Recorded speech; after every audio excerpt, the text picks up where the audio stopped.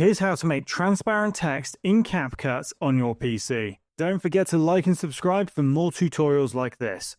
First, let's go ahead and open CapCut and create a new project.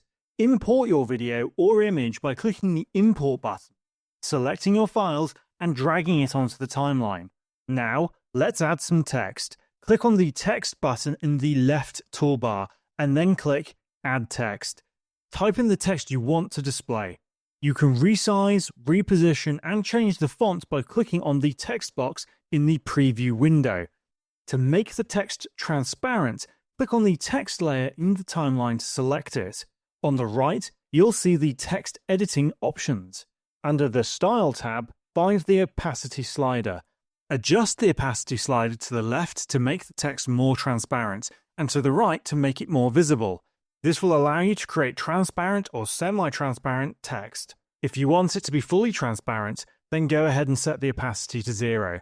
If you'd like the text to fade in or out, you can apply animation.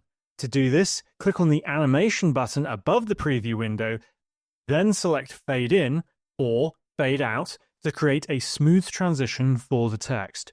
Once you're happy with how the transparent text looks, preview the video.